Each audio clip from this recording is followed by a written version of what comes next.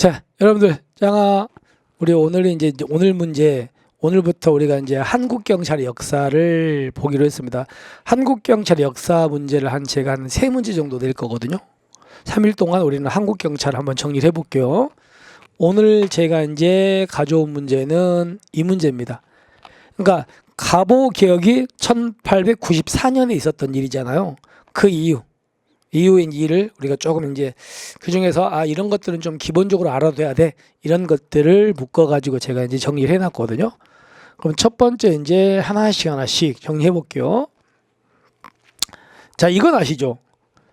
1894년도에 갑오개혁이 일어나면서 이때 경찰과 관련된 법 두 가지가 만들어지는 거 아시죠? 그죠? 뭐 있습니까? 첫 번째가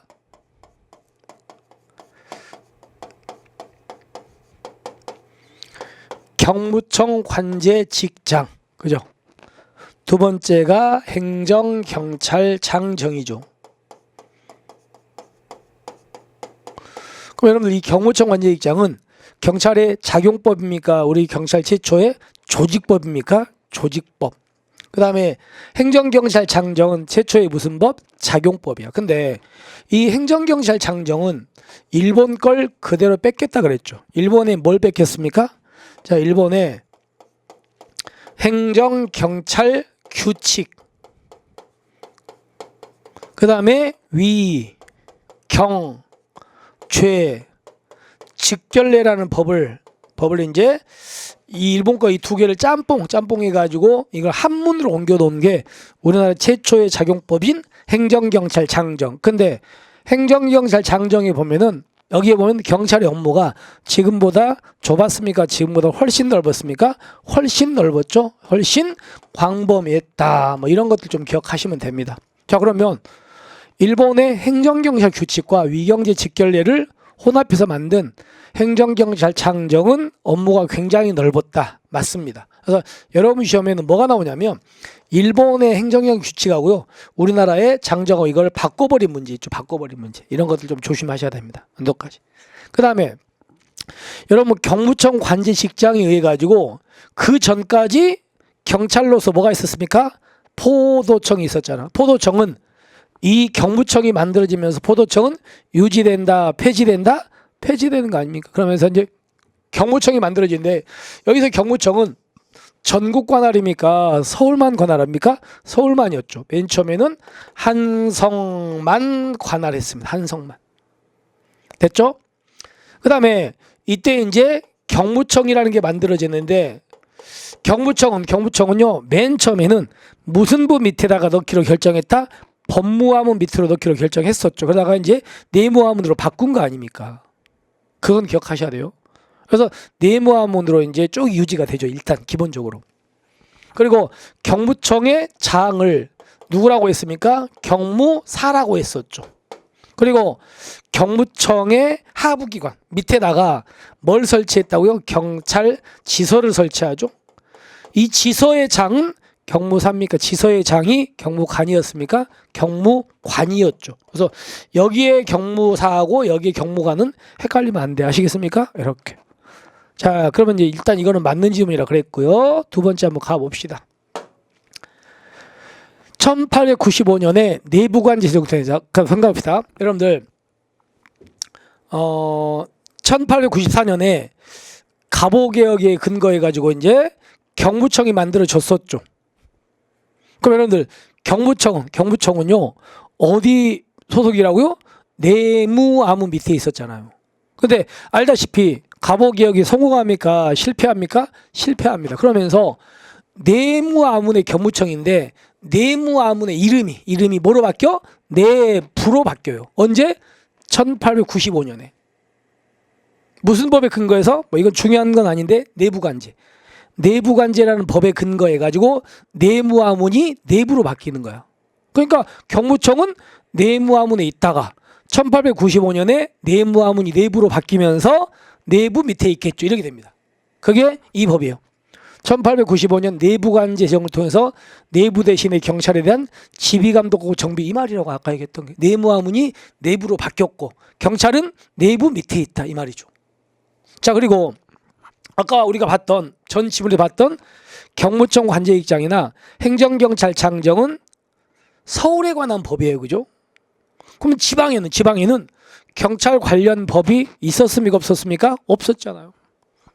근데 행정경찰청도 작용법인데 경무청이 하는 일이잖아요. 그럼 지방에 이제 작용법이 없어. 그래서 그때 1896년에 뭘 만든다? 지방경찰규칙을 만들어. 내용은 행정경찰청과 동일합니다. 그렇게 해가지고 지방경찰을 체제를 어떤 지방경찰의 자율부적 근거를 마련하는 겁니다. 언제? 1896년에서 1896년 지방경찰규칙을 제정해가지고 지방경찰의 작용법적 근거를 마련하는 거 맞죠? 맞는 지문입니다. 자, 그 다음에 아까 얘기했죠. 경무청 관제익장에 의해서 당시 좌우포도청을 합해서 경무청을 신설한 거 맞죠? 근데 여기 장으로 아까 얘기했죠. 여기 경무청의 장으로는 누굴 둔다고요? 경무사야. 그래서 경무관 때문에 X인 거 아시겠죠? 여러분들 경무관은 뭐의 장이라고요? 경찰지서의 장이야. 알겠죠? 그래서 이것 때문에 X 이렇게 되겠습니다. 자, 그 다음에 라. 자, 갑시다. 여러분들 1910년에 우리가 이제 일제의 식민지가 되는 거잖아요. 근데 우리가 이제 되찾을 때까지가 1945년 일제 36년인데 우리는 하나의 사건을 계기로 해가지고 두 개로 나누는 거잖아요. 1919년도 3.1운동 계기로 해가지고 이 이전을 무슨 경찰 시대? 헌병 경찰 시대. 이 이후를 무슨 경찰? 보통 경찰 시대 이렇게 바꾸는 거잖아요. 근데 이때 헌병들은 원래 군인들인데 헌병들이 신분을 그대로 유지하면서 플러스 해가지고 뭐까지 담당한다고요? 경찰까지 담당하게 되는 거예요. 그럼 이렇게 헌병이 신분 유지하면서 경찰까지 담당하게 된 근거법 이름이 뭐였습니까? 근거법 있었습니까? 없었습니까? 있었어요. 무슨 법이에요? 조선주차 헌병조령, 그죠? 그래서 조선주차 헌병조령이라는 법에 근거해 가지고 헌병들이 신분을 유지하면서 경찰 업무까지 하게 됐다는 거지. 근거법이 있었다는 겁니다. 그래서 이 법에 근거해 가지고 헌병이 일반 치안을 담당할 법적 근거가 마련되었으며까지는 맞아요. 근데 여러분들 이 당시에 헌병들만 있었다, 일반 경찰도 있었다, 일반 경찰도 있었잖아요. 그럼 여러분 질문할게요. 이 헌병들은 어디에 주로 배치됐습니까? 헌병의 주 임무가 뭐예요?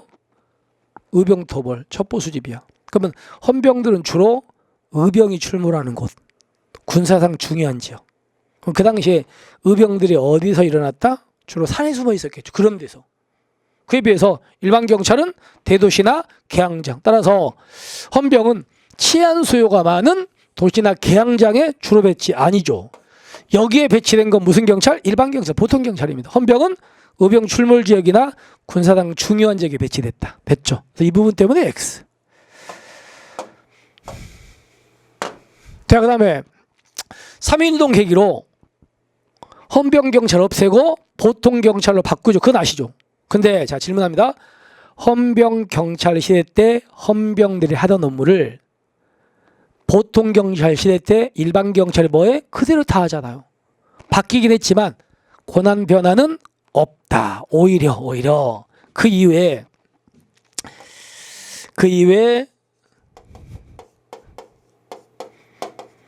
정치범 처벌법은 일본에 있었던 걸 도입한다. 정치범 처벌법은 국내에서 제정한다. 그 다음에 치안유지법은 원래부터 어디에 있었다? 일본에 있었다. 일본에 있었던 걸 우리나라에도 이제 도입을 하게 되죠. 그래서 이거를 크로스로 낸다 그랬잖아. 그럼 보시면 치안유지법을 제정 아니라고요. 이때 제정된 건 치안유지법이 아니고 정치범 처벌법입니다. 됐죠? 자, 그렇게 해가지고 잘못된 거 아시겠죠? 넘어갑시다. 자, 그러면 결론은요. 가는 맞는 지문, 그리고 나도 맞는 지문, 그리고 여기서 다는 경무청의 장은 경무사니까 잘못됐다. 그 다음에 조선주천병 조령에 근거해 가지고 헌병이 일반 치안을 담당할 법적 근거가 마련된 건 맞지만 헌병들은 어디? 군사상 중요한 지역이나 의병 출몰 지역이니까 X. 이것 때문에 X. 그 다음에 3.1운동 계기로 보통 경찰로 전환되었으며 경찰의 직무과는 변동이 없었습니다. 그죠? 오히려 이를 기화로 이제 치안유지법이 아니고 무슨 법 만든다? 정치범 처벌법 만들어요. 그죠? 그래서 치안유지법은 도입하는 거고 정치범은 제정하는 거고. 그래서 결론부터 얘기하면 이렇게 다와 라와 마 이렇게 세 개가 지금 여기서 잘못된 내용이네요. 아시겠죠? 자, 이렇게 해가지고 우리가 한국 경찰의 역사 문제를 일단 첫 번째 정리했습니다. 물론 이제 하루에 일 문제로 뭐 가볍게 보는 내용이라 여러분들은 또 보완을 하셔야 됩니다. 그러니까 혹시라도 여러분들이 일일 문제를 보시면서 약간씩 틀리는 것들이 있죠. 그런 거는 꼭 여기서 그치지 마시고 한 번쯤 기본서라든가 이런 거 한번 이렇게 보면은 훨씬 더 기억이 또 오래 남을 겁니다. 그렇게 하시기 바랍니다. 자, 오늘의 문제 마무리하고요. 우리는 내일 있죠. 내일 또 우리 학생들에게 새로운 문제로 우리 찾아뵙도록 하겠습니다. 자, 수고하셨습니다. 짱봐.